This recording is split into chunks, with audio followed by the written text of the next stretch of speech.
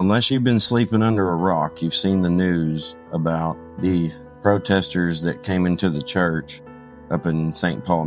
If you've ever heard turn the other cheek taught to you, I want you to watch this, because there's coming a point where us Christians are going to have to be less traditional and a lot more biblical. Because how long are we going to stand for something like this? So if you've ever heard a turn the other cheek teaching, I advise you to watch this, and then afterwards leave your comments and tell me what you think, because what happened in that church cannot happen again. If it does, these people need to be escorted out, and if they don't want to leave, they need to be tossed out. Jesus is coming soon. Toss tradition out the window and stay tuned.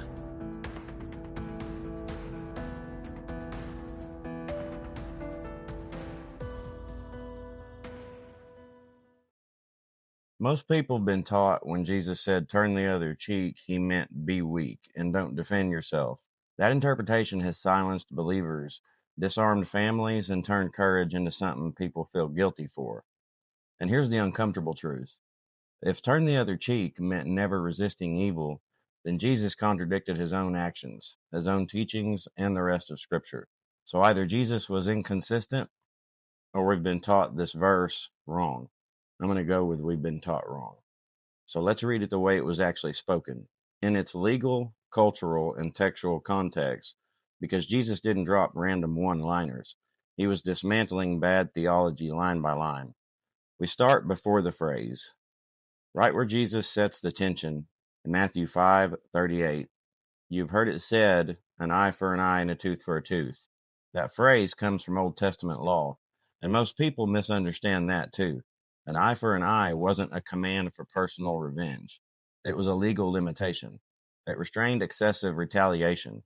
It meant punishment must be proportionate, not emotional or escalating. Jesus isn't condemning God's law here. He's confronting how people were misusing it to justify personal vengeance. Then he says something that gets misunderstood more than almost anything else he's ever said. But I say to you, don't resist the one who is evil. Pause there, because this is where people stop thinking. The Greek word used for resist here is not about self-defense or protection. It's a legal term. It means retaliate, avenge, or repay evil with evil.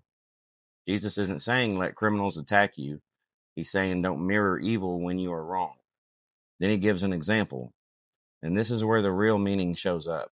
But if anyone slaps you on the right cheek, turn to him the other also. This sentence is surgical. In the first century Jewish world, a slap to the right cheek could only happen one way, with the back of the right hand.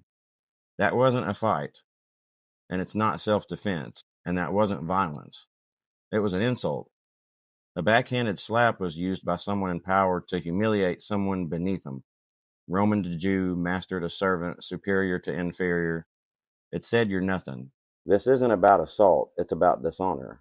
In fact, Jewish law punished a backhanded slap more severely than an open-handed strike because it was degrading. So when Jesus says turn the other cheek, he isn't telling you to accept abuse. He's teaching moral resistance. By turning the other cheek, you force the oppressor into a corner. They now have only two options. They can either strike you with an open hand, which treats you as an equal, or they expose themselves publicly as unjust. Either way, their power to humiliate you is gone. That's not weakness, it's controlled strength. And Jesus keeps going. And if anyone would sue you and take your tunic, let him have your cloak as well. Again, this isn't random. In Jewish law, a man's cloak could not be legally kept overnight because it was essential for warmth. Jesus is exposing unjust systems by forcing them into the light. If anyone forces you to go 1 mile, go with him 2 miles. That's Roman law. Soldiers could force civilians to carry gear 1 mile. Jesus isn't saying to submit to tyranny, though. He's saying undermine it by refusing to be ruled by resentment. You see what I'm saying? And then he ends the section with generosity, not passivity. Give to the one who begs from you, and don't refuse the one who'd borrow from you. This entire passage is about refusing to let evil dictate your spirit, not refusing to protect life. And here's where the bad theology collapses.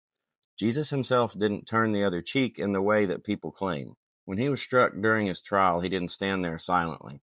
He challenged the injustice directly. If what I said is wrong, bear witness about the wrong. But if what I said is right, why do you strike me? That's John 18:23. That's not passivity, that's righteousness with restraint. Jesus also told his disciples to buy a sword if they didn't have one. Scripture affirms self-defense, protection of life, and resistance to evil throughout both testaments. What Scripture condemns is personal vengeance, not defense. Turn the other cheek means this: don't let pride control you. Don't escalate insult into bloodshed. Don't let hatred shape your response, and don't become what you're resisting. But it does not mean let people harm you or your family, let criminals go unchecked, and justice reign unchallenged, or evil walk unopposed. That's not what it's saying. Jesus was not raising weak followers. He was forming people who could stand firm without becoming corrupt. And if this helped you see Scripture more clearly, share it, like it, and leave a comment, especially if you've heard this verse taught differently, because I'm sure you have. Respectful discussion sharpens understanding. If you want more Bible in context breakdowns like this, please subscribe and stay with us, because we've got a lot more to come.